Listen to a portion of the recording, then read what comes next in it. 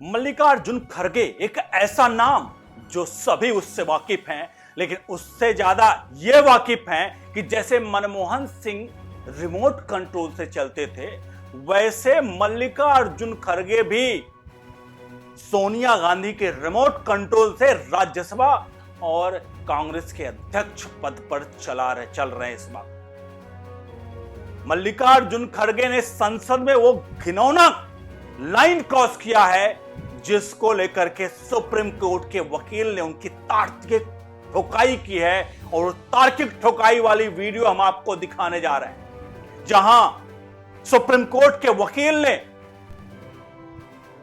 मल्लिकार्जुन खड़गे के द्वारा किए गए संसद में कृत्य पर सीधे तौर पर भरे मंच पर आज जो कुछ हुआ आपको दिखाएंगे।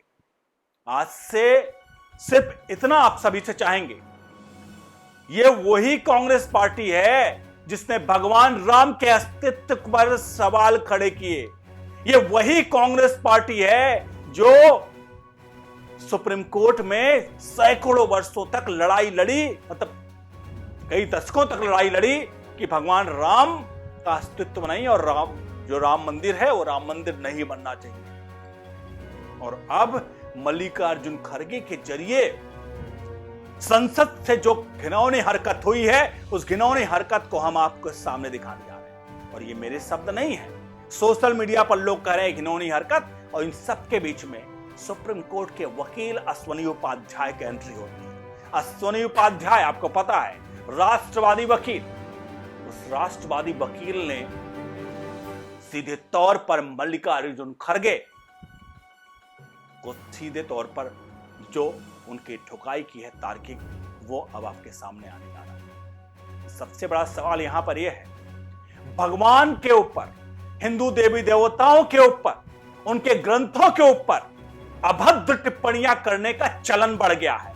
अभद्र टिप्पणियां करो और उसके बाद अभद्र टिप्पणियां करो, उसके बाद क्या होगा?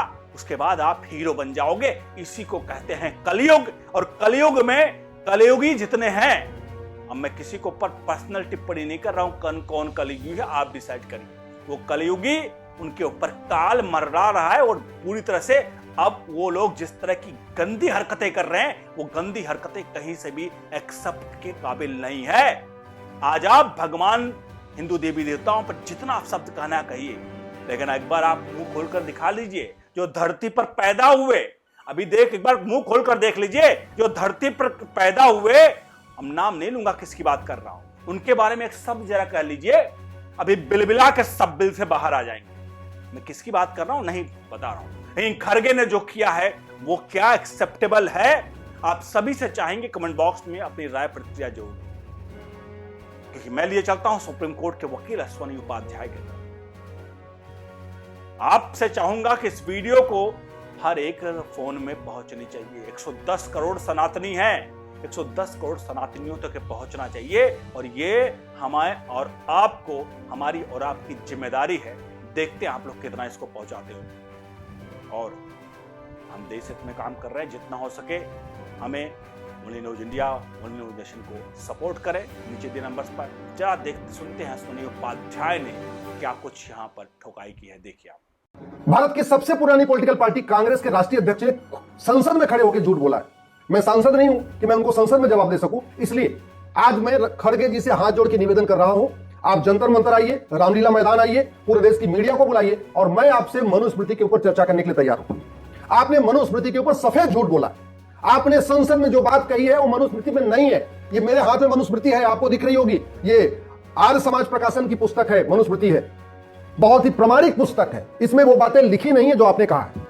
भारत की सबसे पुरानी पॉलिटिकल पार्टी, सिलेबस जो बदल रहे हैं आप, उसमें ये भी आ रहा है, ये क्या है, शूद्र के वेद पाठ सुनने पर शीशे और जस्ते से उनके कान भर दिए जाए, वेद के अक्षर का उच्चारण करने पर उसकी जीभ काट ली जाए, तथा वेद मंत्र धारण करने पर उसका शरीर काट डालना चाहिए।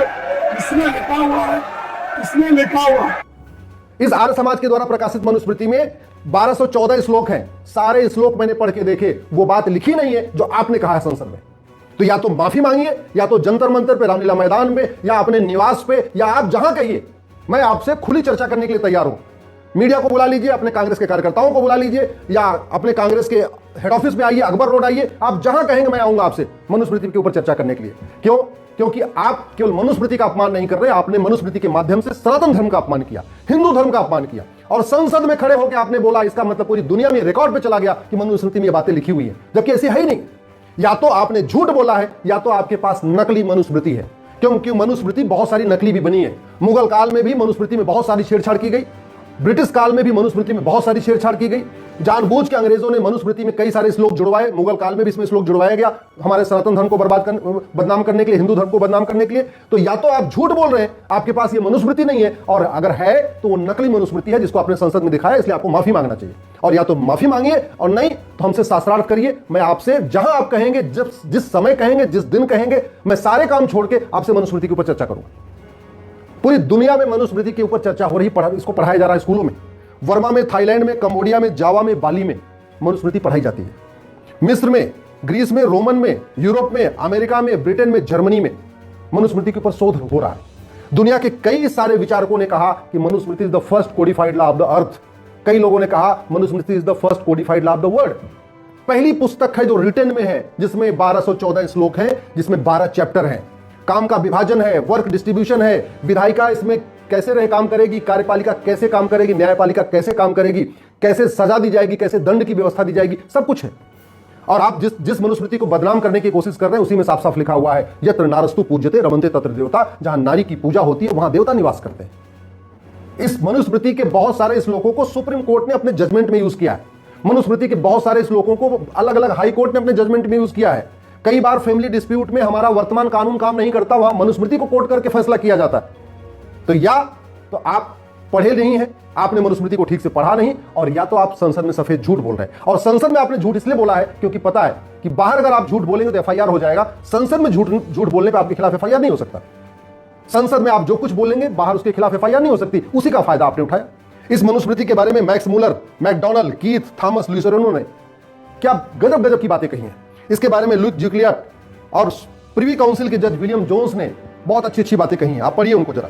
जर्मनी के दार्शनिक प्रोटेस्ट ने, निस्से ने कहा कि मनुस्मृति की तुलना तो बाइबल से हो ही नहीं सकती। कुछ लोग कह रहे थे बाइबल मनुस्मृति एक समान है, बोले ना, एक समान हो ही नहीं है। मनुस्मृति में 12 चैप्टर हैं। पढ़िए जरा मनुस्मृति को। मैं आपको कहिए तो मैं आपको आके दे दूंगा। मनुस्मृति में 12 चैप्टर है। पहला चैप्टर सृष्टि की उत्पत्ति और युगों का वर्णन। चैप्टर नंबर 2 ब्रह्मचर्य, आश्रम और शिक्षा की व्यवस्था। चैप्टर नंबर 3 विवाह, संस्कार और पितरात्मक व्यवस्था। चैप्टर नंबर 4 गृहस्थ धर्म और भोजन के नियम। चैप्टर नंबर 5 महिलाओं के कर्तव्य। सब कुछ एक एक चैप्टर में लिखा हुआ है। चैप्टर नंबर 6 वानप्रस्थ आश्रम और संन्यास आश्रम। चैप्टर नंबर 7 राजा के कर्तव्य और राजधर्म, प्रशासन व्यवस्था कैसे चलेगी, चैप्टर नंबर 7 में लिखा हुआ है। चैप्टर नंबर 8 न्याय, अपराध और राजनीतिक मामले, अगर दंड देना है तो कैसे देना है, चैप्टर नंबर 8 में लिखा हुआ है। चैप्टर नंबर 9 संपत्ति और स्त्री पुरुष के धर्म। चैप्टर नंबर 10 वर्णों का मिश्रण। चैप्टर नंबर 11 पाप और प्रायश्चित। चैप्टर नंबर 12 कर्मफल, त्रिगुण और मोक्ष।